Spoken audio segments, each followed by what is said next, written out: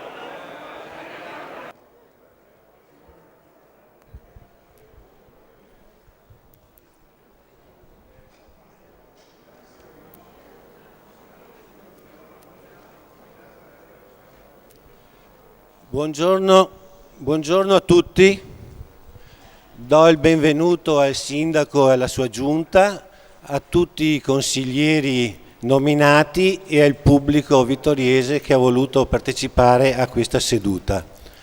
Do subito la parola alla dottoressa Costalonga che effettuerà l'appello.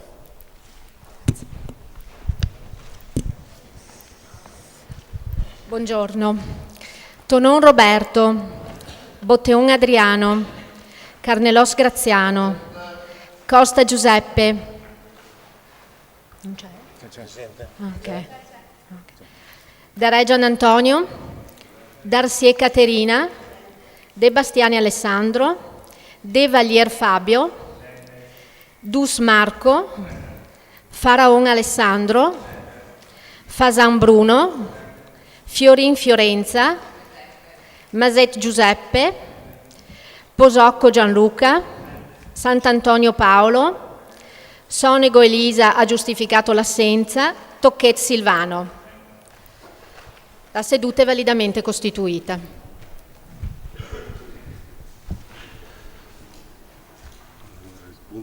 Punto primo. Elezioni amministrative il 25 maggio e turno di ballottaggio dell'8 giugno, esame delle condizioni degli eletti, articolo 41 del testo unico enti locali.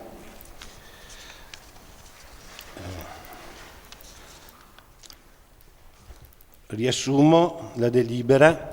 Premesso che a seguito delle elezioni comunali del 25 maggio 2014 e turno di ballottaggio dell'8 giugno 2014 sono stati proclamati eletti sindaco e consiglieri comunali i candidati di cui all'estratto del verbale delle operazioni dell'Ufficio elettorale centrale del 9 giugno 2014, depositato in originale presso i servizi demografici del Comune. Visto inoltre l'articolo 64 del richiamato testo unico, il quale prevede che nei comuni con oltre 15.000 abitanti il consigliere che accetta la carica di assessore cessa da quella di consigliere e al suo posto subentra il primo dei non eletti della medesima lista. Preso atto pertanto che con decreto del sindaco del numero 12 del 17 giugno 2014 i sottoindicati consiglieri sono stati nominati assessori e che pertanto all'atto dell'accettazione sono cessati dalla carica di consigliere. Denardi Barbara, eletta nella lista numero 19, avente il contrassegno Partito Democratico. Mognola Alessandro, candidato sindaco per la lista numero 5, avente il contrassegno Partecipare Vittorio e avente il contrassegno un altro Vittorio. Napoli Giovanni, eletto nella lista 19, avente il contrassegno Partito Democratico. Uliana Antonella, eletta nella lista numero 15, avente il contrassegno Cambia Vittorio con Roberto Tonon. Ritenuto pertanto di provvedere alla sostituzione dei consiglieri incompatibili alla carica con i primi dei non eletti nelle medesime liste che risultano essere i seguenti signori. Carnelos Graziano, eletto nella lista del Partito Democratico. De Valier Fabio, eletto nella lista del Partito Democratico. Faraon Alessandro, eletto nella lista Partecipare Vittorio. Fiorin Fiorenza, eletta nella lista Cambia Vittorio. Esaminate le condizioni di candidabilità, eleggibilità e di compatibilità del sindaco e di ciascun consigliere comunale avente titolo e subentro, rilevato altresì che né in sede di compimento delle operazioni dell'Ufficio elettorale centrale né successivamente sono stati denunciati motivi di incandidabilità, ineleggibilità, incompatibilità. Delibera di prendere atto dell'assenza di qualsiasi causa di incandidabilità, ineleggibilità o incompatibilità previste dal testo unico degli enti locali. Pertanto si delibera candidato eletto sindaco Tonon Roberto, candidati eletti consiglieri De Bastiani Alessandro, Botteon Adriano, Tocchet Silvano, Dus Marco, Dacier Caterina, Sonego Elisa, Carnelos Graziano, De Valier Fabio, Costa Giuseppe, Fiorin Fiorenza, Daregian Antonio, Maset Giuseppe, Posocco Gianluca, Sant'Antonio Paolo, Fasan Bruno, Faraon Alessandro. Quindi adesso passiamo alla votazione e nomino gli scrutatori Posocco, Darcier e Dus. Adesso vengono distribuite le... Sì, vengono distribuite le schede. Ah, ok, adesso votiamo appunto questa delibera per l'alzata di mano, quindi sì. In riferimento a questa delibera votiamo favorevoli, contrari e astenuti. Votino i favorevoli.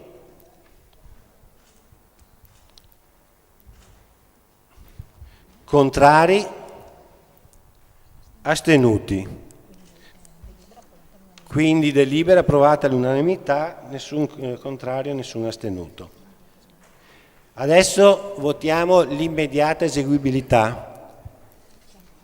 Favorevoli, contrari, astenuti. Immediata eseguibilità approvata. Adesso passiamo al giuramento del sindaco. Ci alziamo in piedi.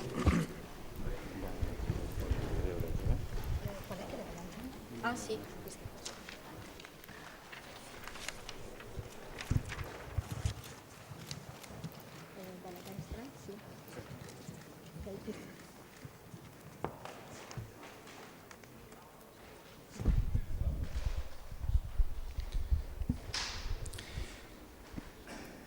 Giuro di osservare lealmente la Costituzione italiana.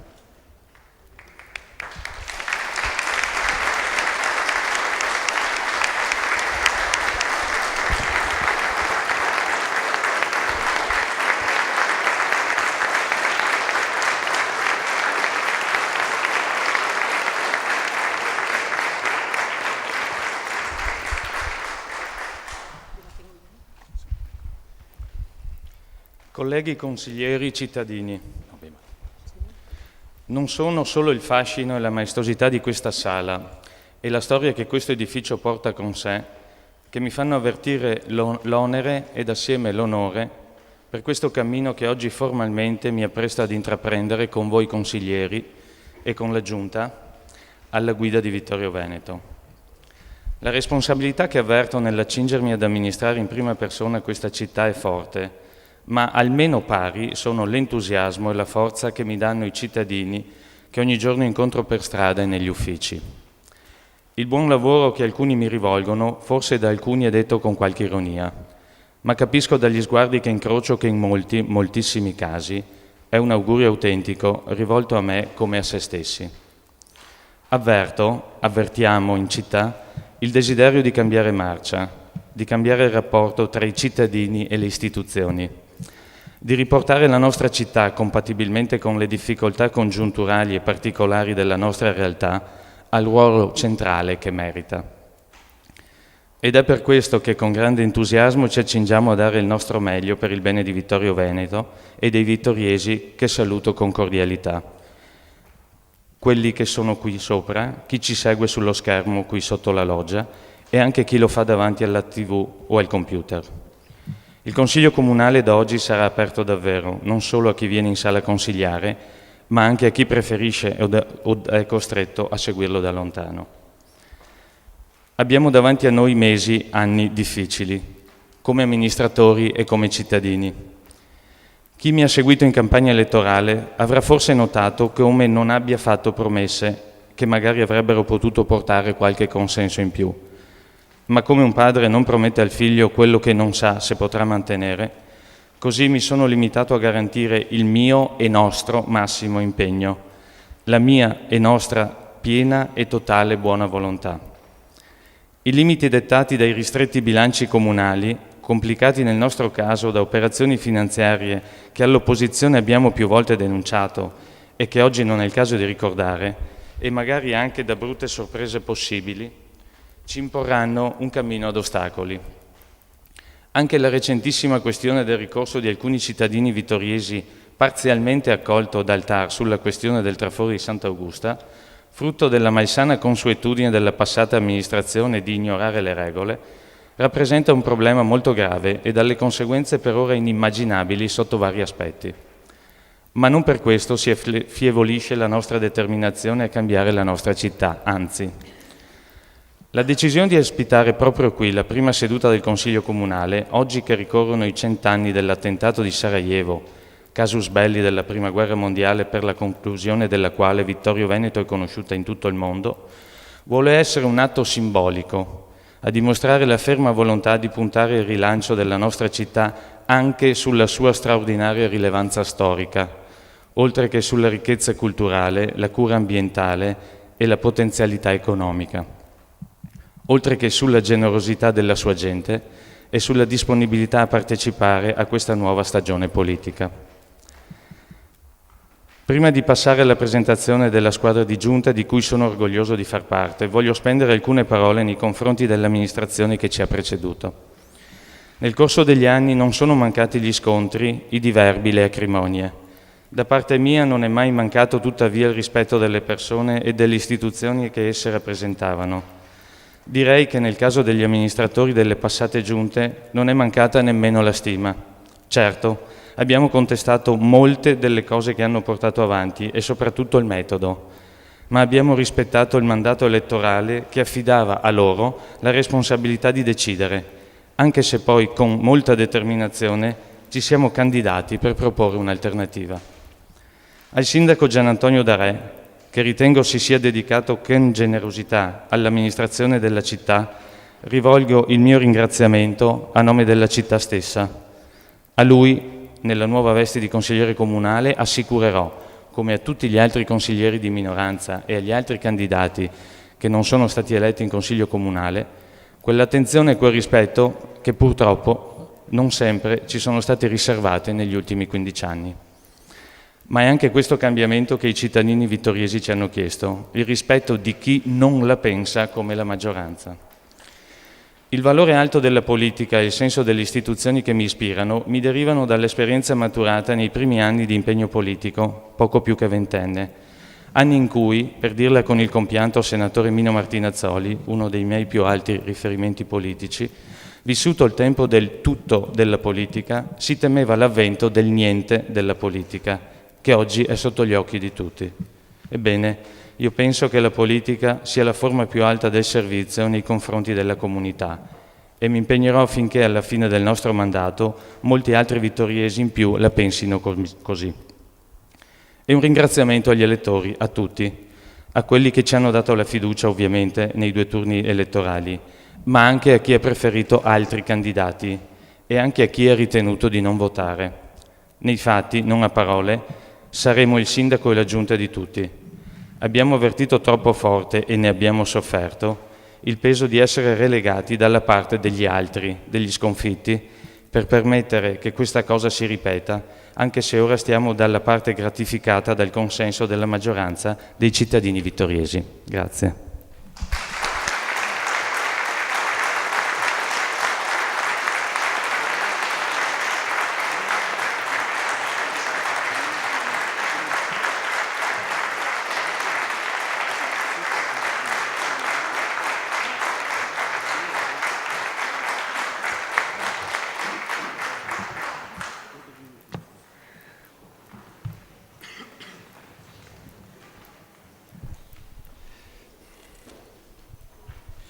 Bene, passiamo alla seconda proposta di deliberazione, oggetto elezione del Presidente del Consiglio Comunale, articolo 39, testo unico enti locali.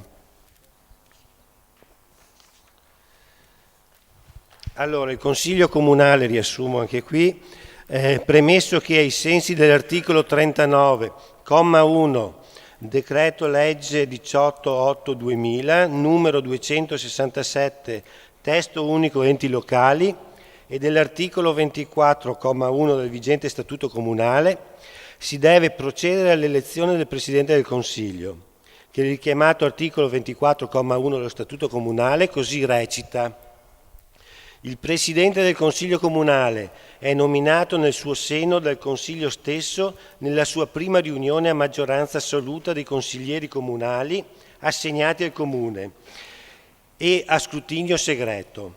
Se dopo 2 votazioni da tenersi nella medesima seduta nessun candidato ha ottenuto la predetta maggioranza, si procede al ballottaggio fra i 2 candidati che hanno ottenuto il maggior numero di voti e, a parità di voti fra 2 candidati più anziani di età, è nominato Presidente del Consiglio Comunale chi consegue il maggior numero di voti e, a parità di voti, il più anziano di età. Abbiamo distribuito le schede. Allora adesso dobbiamo rilevare che sono state espresse le seguenti candidature: Per la maggioranza la candidatura di Silvano Tocquet. Per la minoranza c'è una candidatura.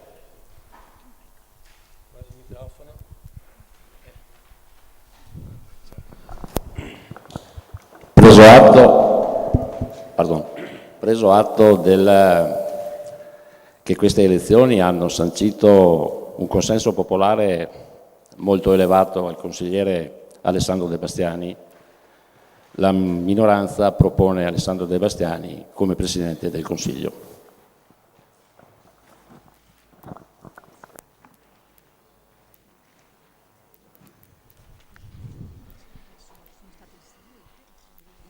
Bene, allora i due candidati sono Tocquet Silvano per la maggioranza e De Bastiani Alessandro per la minoranza. Sono state distribuite le schede di votazione e quindi procediamo alla votazione. Ripeto che gli scrutatori saranno Posocco, Darcy e Dus. No, fai il messo. Loro devono alzarsi e fare lo scrutinio. Sì, raccogliere.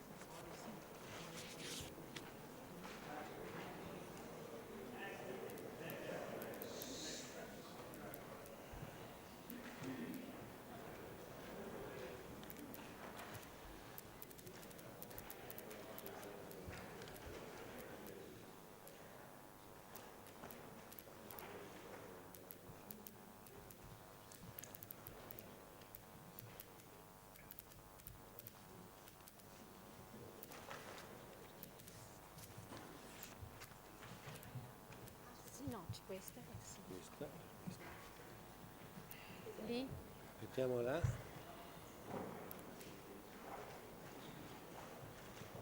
Allora, io faccio adesso, Sì, adesso loro fanno e mi danno gli danno l'esito e lei dice tutti quelli che hanno ottenuto i voti.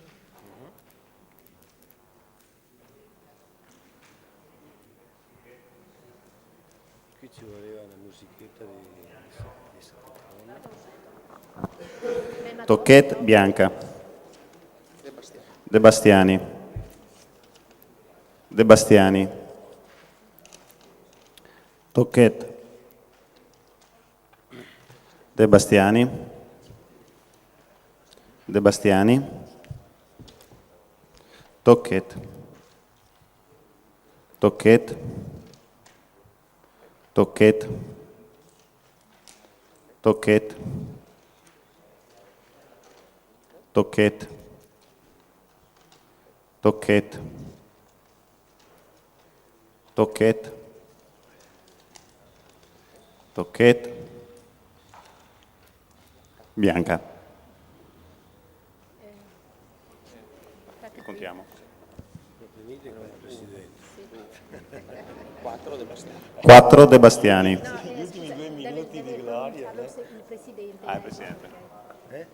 Portatemi le schede. Le schede.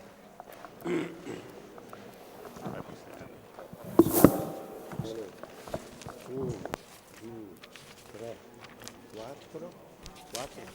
Allora, 4 De Bastiani. 2, 3, 4 De Bastiani. Ok. Beh, se vuole mettere qui, e dopo Tocquet. 1, 2, 3, 4, 5, 6, 7, 8, 9, 10. Allora. 10, Tocquet 10. 10. 10 De Bastiani. 4 4. e Bianche 2. Bianche 2. Quindi non 14, è 15, con quelle 16. bianche, Sì, vabbè, ok. E 15, 14, 16, votanti sono 16. Allora, 16 votanti, i risultati ottenuti sono Tocquet 10, De Bastiani 4 e 2 bianche. Quindi a questo punto è proclamato Presidente del Consiglio il consigliere Silvano Tocquet.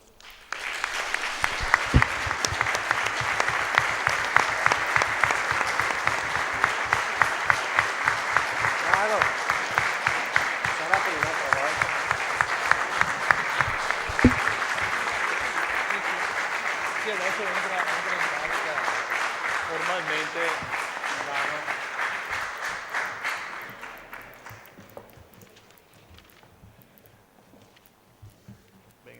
Ben arrivato, Presidente.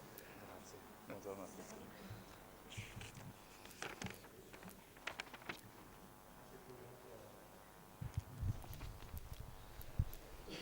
Buongiorno a tutti.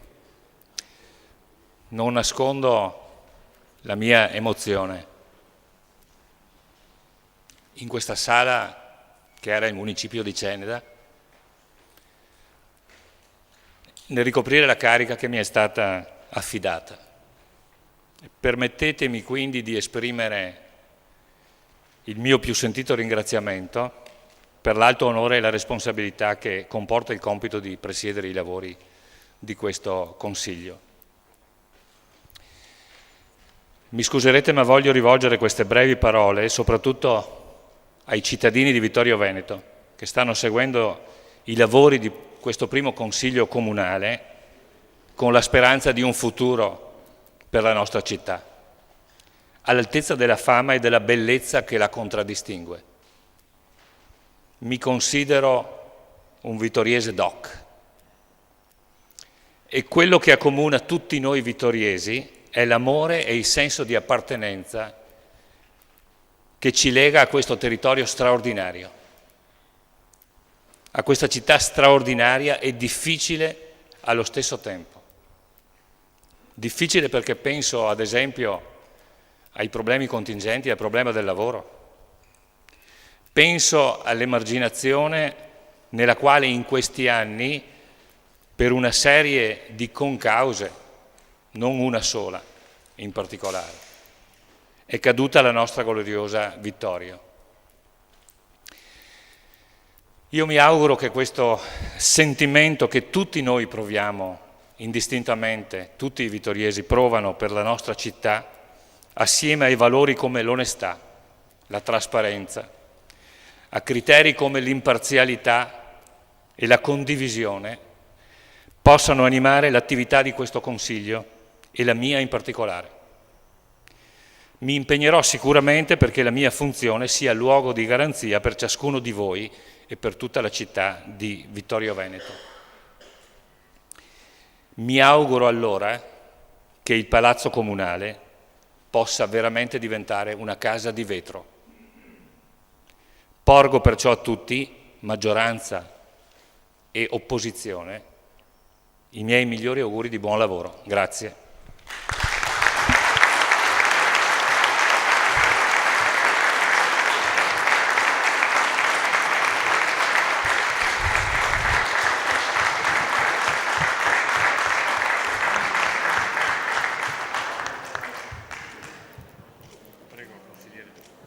Prego, consigliere Carnelos.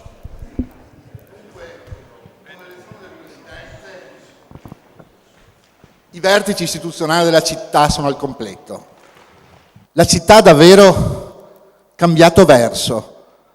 E allora mi veniva in mente ieri, prima del Consiglio, che il cambiamento di verso c'è anche perché c'è l'altra metà del cielo in questo Consiglio comunale e nella Giunta. Da tanti anni non c'erano così tante donne e allora ho pensato, anche per sdrammatizzare la solennità di questa riunione, le donne sono i nostri fiori e quindi ne ho portato uno per ciascuna. E sono sicuro che con tante donne sicuramente avremo un'amministrazione migliore e un consiglio comunale migliore. Grazie a Caterina, alla Fiorenza, all'Elisa, alla Barbara e all'Antonella. Grazie.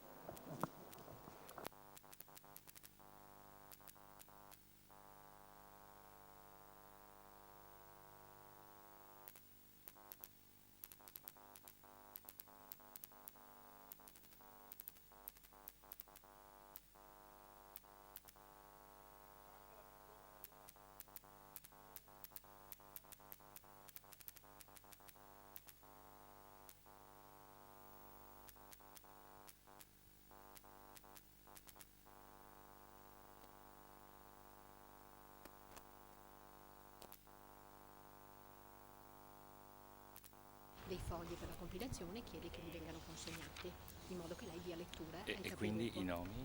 Sì, adesso le dovrebbero consegnare i foglietti. Ah sì.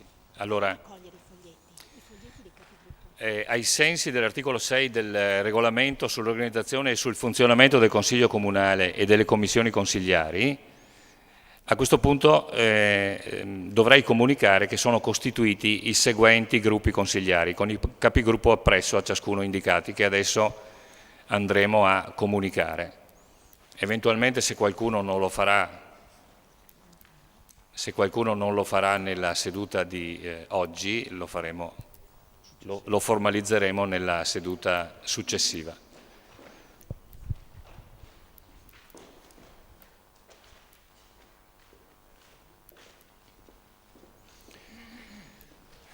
Allora, il capogruppo consigliare di partecipare Vittorio, Alessandro Faraon.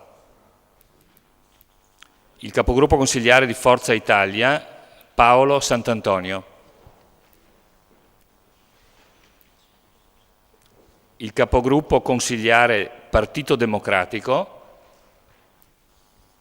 Botteon Adriano. Il capogruppo consigliare Toni Darè Sindaco, Maset Giuseppe. A questo punto manca. A questo punto mancano. E a questo punto manca la formalizzazione. E mi comunicano in ogni caso che capogruppo designato per Cambia Vittorio, con Roberto Tonon, è il consigliere Giuseppe Costa. Cosa gli dico? Sì, se ho il modulo firmo, se non ho il modulo non posso inventarmi. E quindi va formalizzata semplicemente Sì, va bene, grazie. E credo che manchi, ditemi se sbaglio, il Fasan Bruno, quindi il capogruppo per la lista numero 11 Lega Nord, Fasan Bruno. A questo punto ci sono tutti? Ci sono tutti. Questa è una semplice comunicazione. Ecco, mettiamo.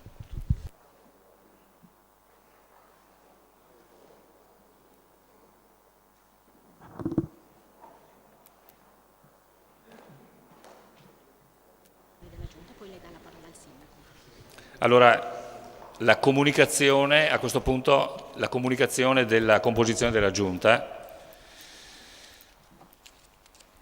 Considerato che ai sensi dell'articolo 46 del decreto legislativo 18 agosto 2000, numero 267, del vigente statuto comunale, il sindaco nomina i componenti della giunta, tra cui un vice sindaco, e ne dà comunicazione al Consiglio nella prima seduta successiva alla elezione. Quindi io darei la parola al sindaco Tonon.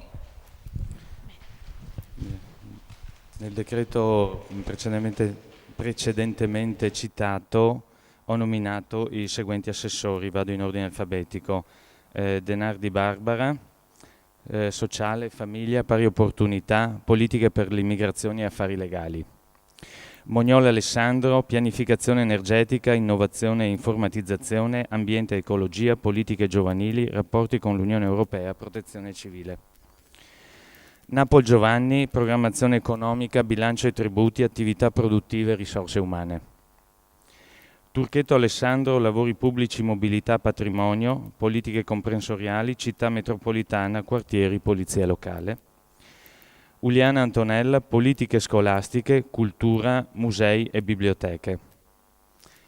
Ho tenuto personalmente le deleghe relative agli affari generali, grandi eventi, urbanistica ed edilizia, turismo, sport, servizi demografici, e ho conferito la carica di vice sindaco all'assessore Turchetto Alessandro.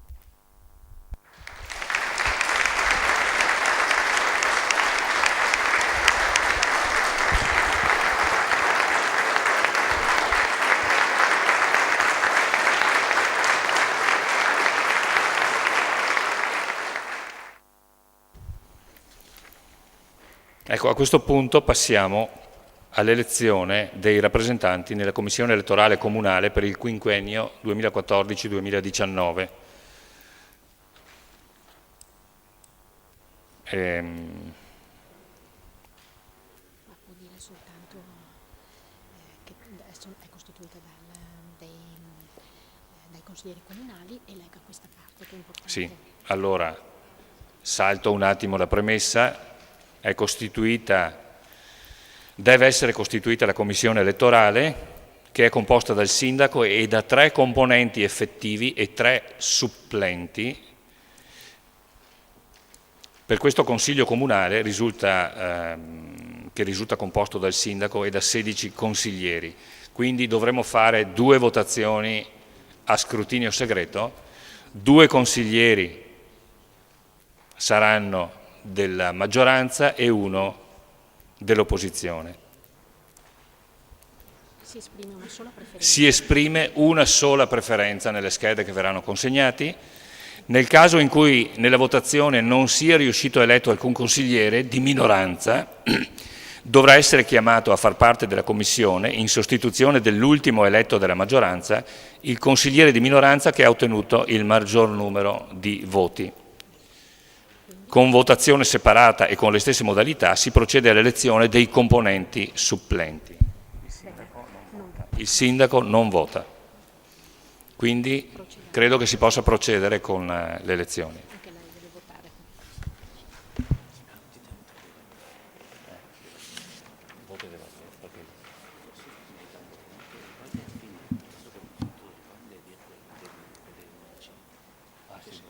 Mettetemi giù 2 righe.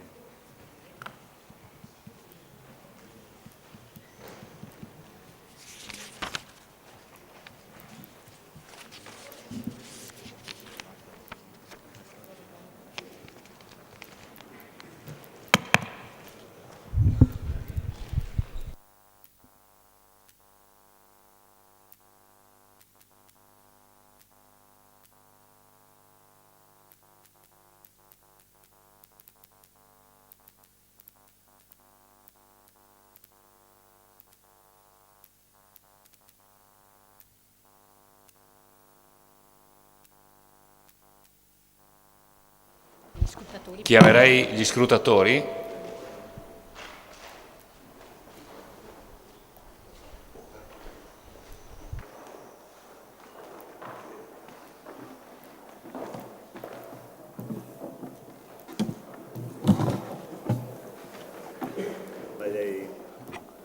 De Valier, Sant'Antonio, Sant'Antonio, Sant'Antonio, Sant'Antonio, Sant'Antonio, Darcier, Darè, De Valier, Darcier, Darcier, Darcier, De Valier, De Valier, De Valier.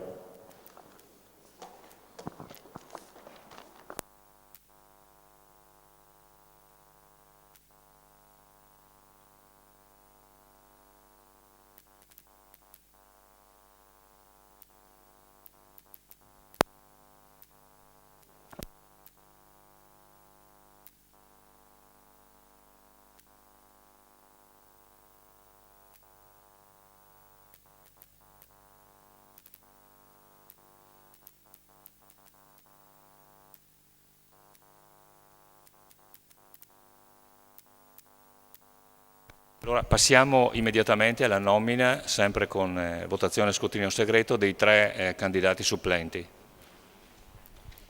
Quindi distribuiamo ancora i...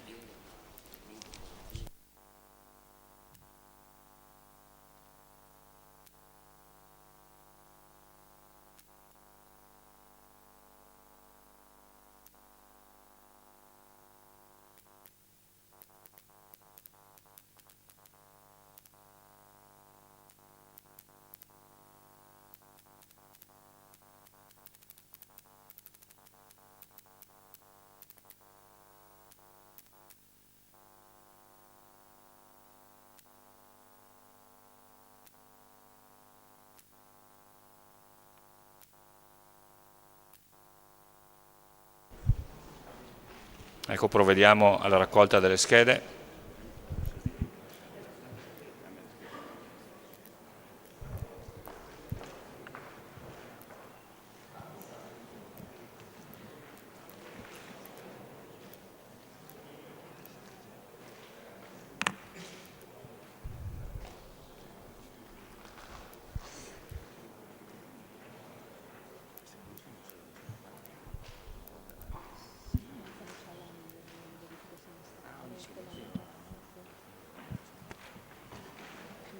Ci prepariamo già con i prossimi.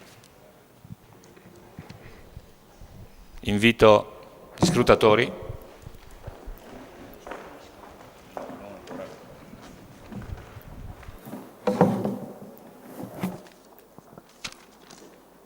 Dus, Posocco, Posocco, Posocco, Posocco, Posocco, Fiorin, Dus, Carnelos, Carnelos, Carnelos, Fiorin, Dus, Dus, Dus.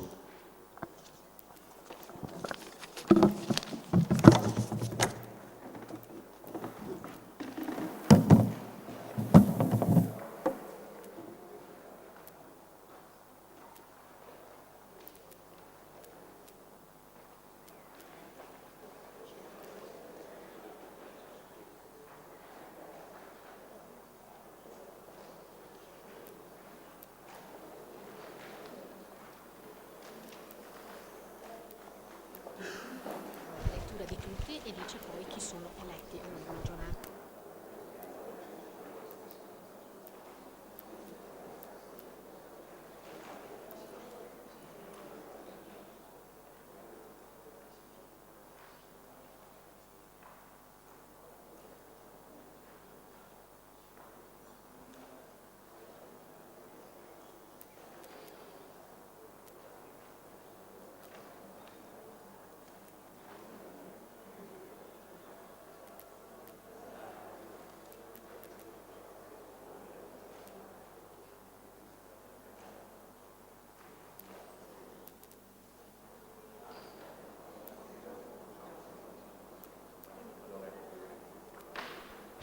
Allora, visto l'esito della votazione, intanto avete sentito hanno ricevuto voti De Valier, Sant'Antonio, Darcier e Darè, e per i membri supplenti Posocco, Fiorin, Dus e Carnelos. Visto l'esito della votazione, delibera di nominare componenti effettivi della commissione elettorale i signori comunali De Valier Fabio e Darcier Caterina per la maggioranza e Sant'Antonio per la minoranza. Delibera altresì di nominare componenti supplenti della commissione elettorale i consiglieri comunali Carnelos e Dus per la maggioranza e Posocco per la minoranza. Quindi a questo punto metto ai voti la delibera, l'immediata eseguibilità della delibera. Favorevoli? Sì. Contrari? Astenuti? Okay. A questo punto una procedura simile con altre votazioni a scrutinio segreto, nomina della Commissione per la formazione degli elenchi dei giudici popolari ai sensi della legge 10 aprile 51 numero 287. Con le stesse premesse, a parte gli articoli di legge che vi ho citato, dobbiamo procedere alla votazione dei componenti di questa commissione, anche questo.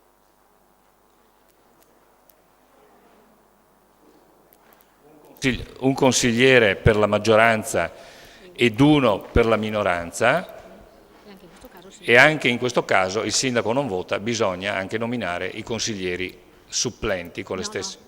No, non ci sono scusate, solo gli effettivi. pendo dalle labbra del mio tutor, chiedo scusa. Solo una votazione. Ecco, allora procediamo alla...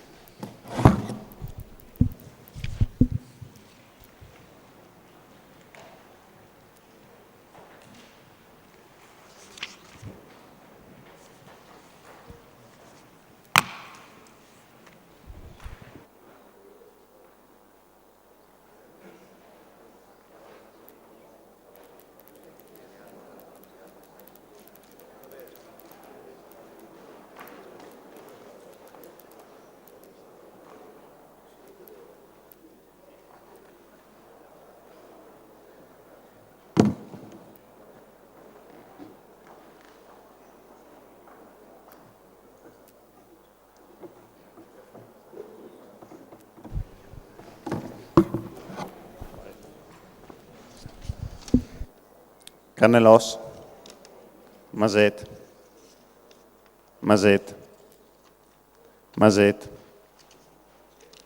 Maset, Maset, Sonego, Sonego, Sonego, Sonego, Sonego, Sonego, Sonego, Sonego e Sonego.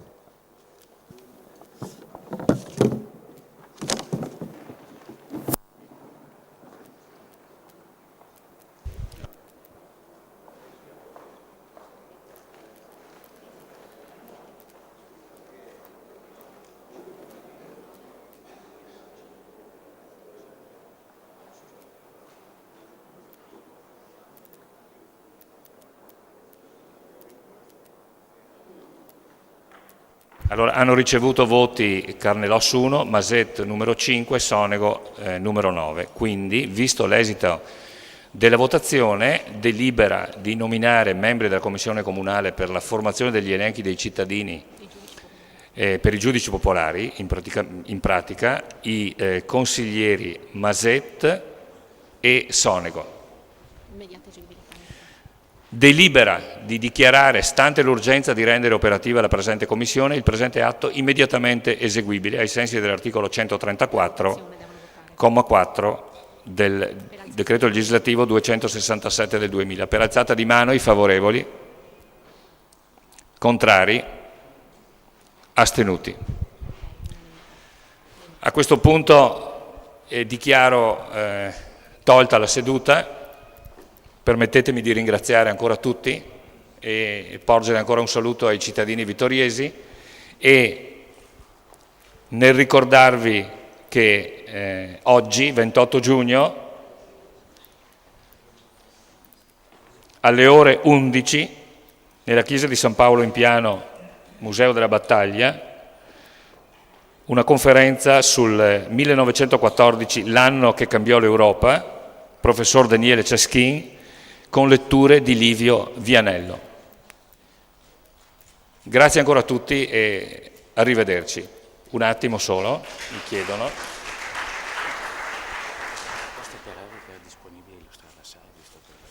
Annuncialo.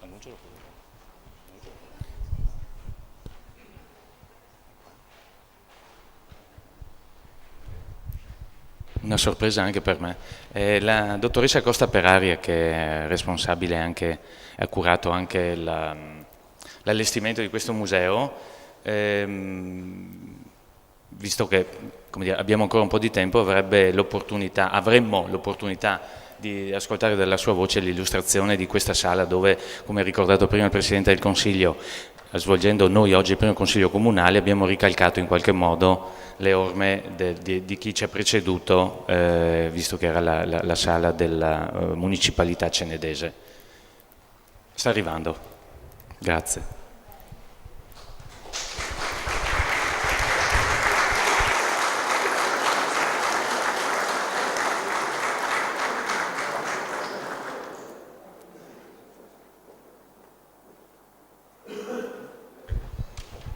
Buongiorno a tutti, scusate il fiatone, sono salita di corsa. Allora, come tutti sapete, come è stato più volte ricordato, questa è la sala in cui ci troviamo, era la sala consigliare dell'antico Palazzo Municipale di Cenedova, palazzo realizzato tra il 1536 e il 1537 su un progetto che la tradizione vuole attribuito a Jacopo Sansovino, cosa che non è documentata, seppure è documentato in un rapporto di amicizia tra il Sansovino e la famiglia Grimani, famiglia di cui facevano parte sia il vescovo di Ceneda Giovanni che il cardinale Marino. Ricordare la funzione originaria di questo palazzo è importante perché ci aiuta a capire il perché dell'iconografia che è stata scelta per la decorazione di questo palazzo.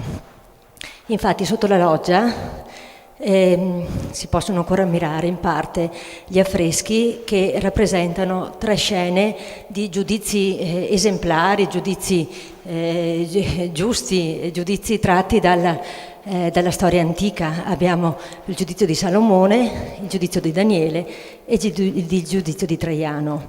E questo chiaramente è legato alla finalità di questa sede nella quale appunto si amministrava la giustizia. Il salone in cui ci troviamo ora era appunto la sala consigliare in cui si riuniva il consiglio. È stato decorato tra il 1841 e il 1844 da Giovanni de Min, che era un pittore nato nel 1786 a Belluno, che poi aveva studiato a Venezia, a Roma, grazie all'interessamento e alla protezione del Canova, che molto lo stimava. Poi si era recato a Milano e infine era rientrato in Veneto, dove ha lasciato numerosissime opere, sia di carattere civile che di carattere religioso, soprattutto in provincia di Treviso e in provincia di Belluno, e dove è morto nel 1859, qui vicino a Tarzo, e infatti è stato sepolto nella cattedrale di Ceneda. Per la decorazione di questa sala, quindi, sono state scelte delle scene importanti tratte dalla storia di Ceneda, chiaramente per esaltare l'importanza di questo luogo. E le 3 scene che vediamo nelle pareti principali, infatti, raffigurano 3 episodi della storia di Ceneda, tutti e 3 ambientati nel corso del Trecento. La scena principale della parete lunga si riferisce a un avvenimento accaduto nel 1317 e raffigura Ceneda che respinge l'assalto dei caminesi, guidati da Guecello da Camino, che vedete lì sulla destra su un cavallo bianco, ben visibile, cosa ben visibile anche dalle varie insegne di da Camino. Mentre sulla sinistra abbiamo ad Algerio, sull'altro cavallo bianco, che invece conduce le truppe di Ceneda.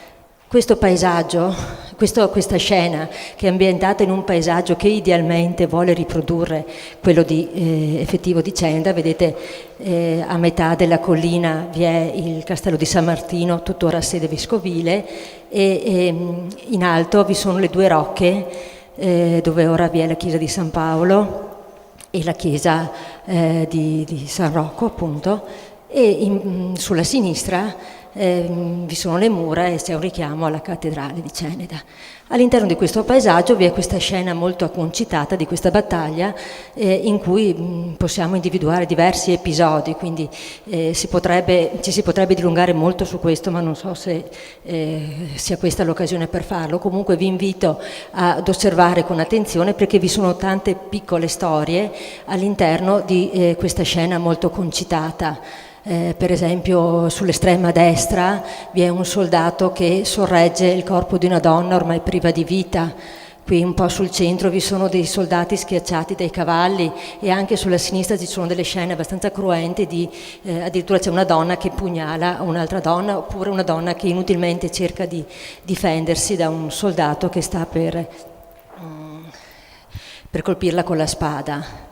Quindi una scena di battaglia ambientata che rievoca un fatto realmente accaduto nel 1317.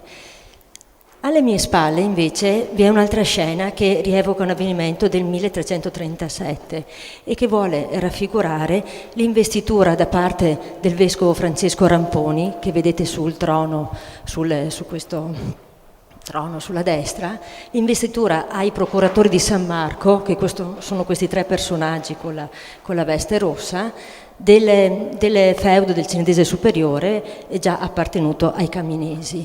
Questa scena è ambientata in un palazzo di Venezia della famiglia Riva o da Riva, cosa che è documentata anche dallo stemma che vedete tra le due colonne sotto il leone.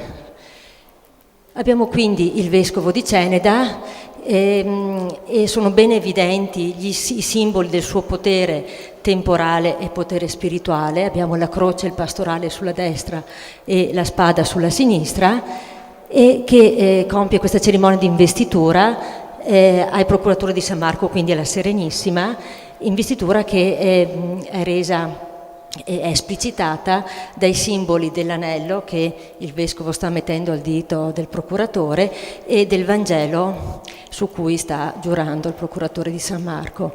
Anche qui poi abbiamo molte piccole scene, insomma, raffigurate dai vari gruppi che contornano questo avvenimento principale. Abbiamo sulla destra la donna col bambino, che è una figura molto notevole, così come le donne alle sue spalle sono riccamente vestite. Il Demin si dilungava molto su questa descrizione dei dettagli. Mentre sulla sinistra abbiamo i testimoni, il cancelliere e i vari notai e in fondo due figure forse di amanti, figure sicuramente meno interessate a ciò che effettivamente si stava svolgendo all'interno di questo palazzo.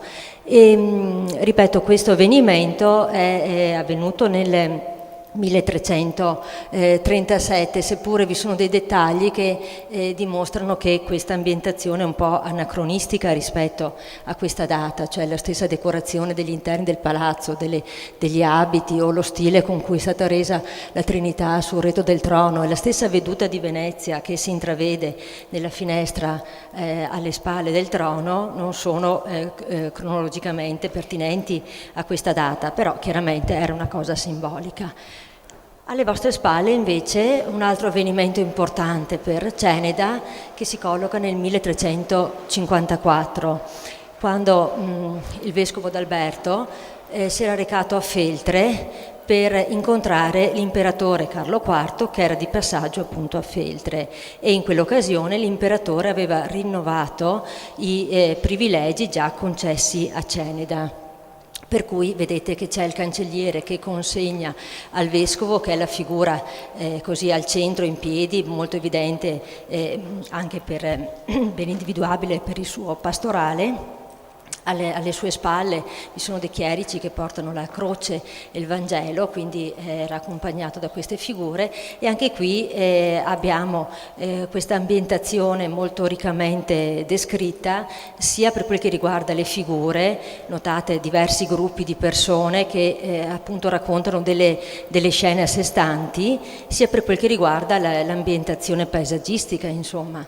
Vi faccio solo notare che appunto anche qui sono ben evidenti le insegne di Ceneda sullo scudo e sullo stemma del soldato sulla destra, mentre invece dalla parte dell'imperatore, alla cui destra vi è il vescovo di Feltre, vi sono altre figure che così rappresentano le varie casate importanti del Veneto, ben riconoscibili dagli stemmi che portano principalmente sul petto.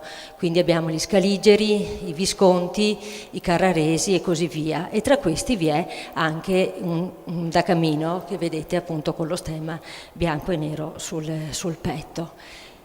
Passo velocemente perché non so di quanto tempo abbiamo a disposizione a illustrarvi il soffitto, che chiaramente è un po' più scomodo, ma insomma voi vi sforzerete soprattutto per chi l'ha dipinto. Allora, sul soffitto abbiamo raffigurata l'apoteosi di Fernando I d'Austria, che è raffigurato seduto sul trono, no? Facilmente individuabile.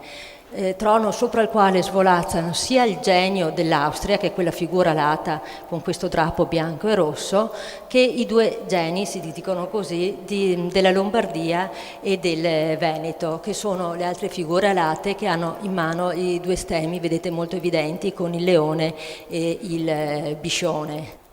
Attorno alla figura di questo imperatore vi sono molte figure allegoriche che potremmo riassumere come figure delle virtù, delle qualità o delle attività che chiaramente prosperano sotto il buon governo, quindi in segno di augurio, in segno simbolico di buon augurio per questo imperatore. Alla sua sinistra potete notare c'è la figura della pace, riconoscibile da un ramo di olivo in mano, dietro la quale vi è la figura dell'abbondanza con la cornucopia.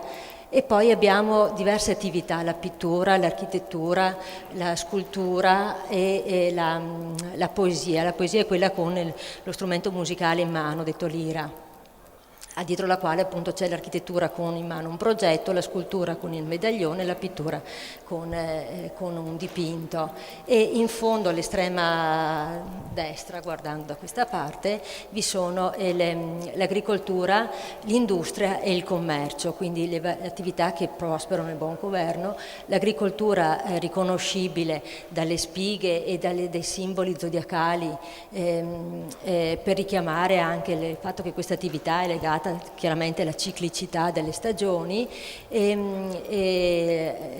l'industria con questo strano simbolo con una mano e un occhio all'interno che vuol simboleggiare appunto sia l'aspetto manuale che l'aspetto intellettuale, intellettivo dell'industria, e il commercio che ha sia la ruota che l'ancora, perché per simboleggiare il commercio che si svolge sia per mare che per terra. Di fronte a queste figure abbiamo quel possente giovane che sta a simboleggiare la forza, che tiene lontano, vedete, scaccia queste altre figure che sembrano cadere da questo promontorio, che così genericamente sono spiegate come figure del male, vedete, hanno la doppia maschera, indicare appunto la doppiezza, e comunque sono figure della connotazione negativa, mentre invece quei geni che sono quei piccoli putti che sono ai piedi del trono sono delle figure che stanno a rappresentare invece il bene in senso lato. Vedete che raccolgono dalla pace alcuni rami di olivo che vanno a intrecciare sulla spada, appunto in segno di buon augurio per un periodo di pace sotto questo regno. Alla sinistra del trono vediamo la fede con, vedete, questa aureola stellata e il libro dei 7 sigilli, il diritto, che è quella figura che porge la corona verso l'imperatore, dietro al quale c'è la giustizia, la riconoscete dalla spada per difendere i deboli e dalla bilancia appunto come simbolo di equità, e sotto vi è la carità, che è quella figura seduta con in braccio e intorno dei bambini, e la clemenza, che è quella figura sempre femminile con il drappo arancione, che invoca, chiede appunto clemenza nei confronti dei vari condannati che ha alle spalle, e che cerca come di nascondere con il suo mantello i vari strumenti di punizione a cui questi condannati erano destinati. E quindi cerca di intercedere per loro al cospetto dell'imperatore. E poi infine sull'estrema sinistra abbiamo la storia e la verità, vedete la storia con i vari codici e che è intenta a scrivere questo nuovo avvenimento negli annali, e infine la verità che si caratterizza con lo specchio e il sole. Le figure femminili che vedete in secondo piano, che hanno questa sorta di torre in testa, stanno a rappresentare le 32 città del regno lombardo-veneto, del quale diventava sovrano l'imperatore primo d'Austria. Ferdinando I. E quindi questo era chiaramente un dipinto di buon auspicio, un dipinto fatto in occasione appunto di questa incoronazione. Poi sappiamo tutti che già però nel 66, con l'unione di Ceneda e Serravalle, questo palazzo ha smesso la sua funzione di sede municipale, essendo stato realizzato poi il nuovo municipio comune a entrambe le città in centro, per cui di per sé la funzione di questa sala è cambiata, nel tempo poi ha assunto funzione di archivio, di deposito, di magazzino, fino a che nel 1938, grazie alla collezione e alla donazione del dottor Luigi Marson, questo edificio è passato ad assumere la funzione museale che tuttora riveste. Grazie.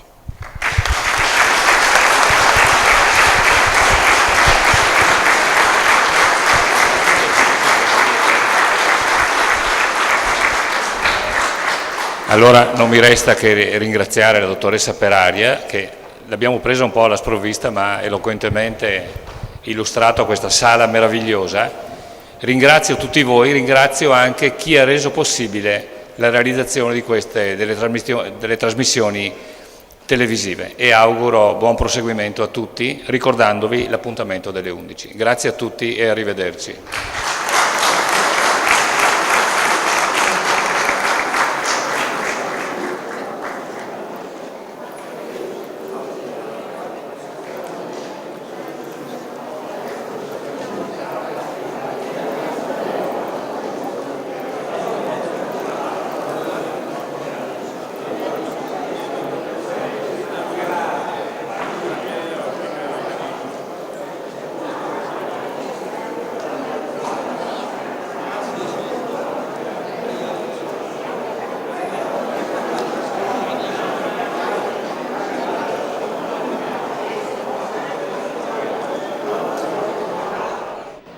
Ed eccoci qui, cari telespettatori, per concludere questo che è stato un evento storico, se vogliamo dire, anche per la città di Vittorio Veneto. Per la prima volta un consiglio comunale è stato trasmesso in diretta televisiva, quindi un evento storico per Vittorio Veneto. Sindaco, allora, com'è stata questa prima seduta, ricca anche di qualche momento di emozione?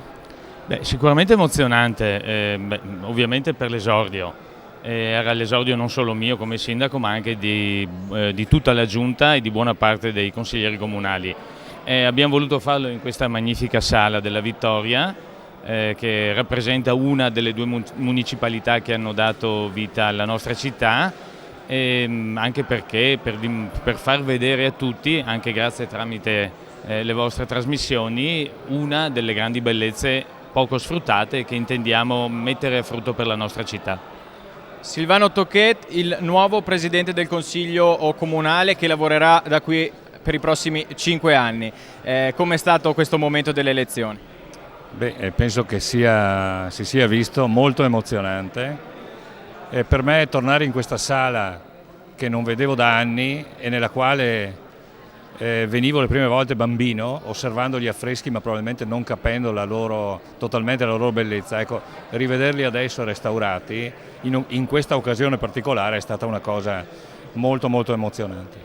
Ecco, un'elezione del Consiglio Comunale che nei giorni scorsi ha suscitato più di qualche mal di pancia magari all'interno del PD, o almeno questo è quello che la stampa riportava. Come sono andate realmente le cose e come si è giunti al nome di Silvano Tocquet?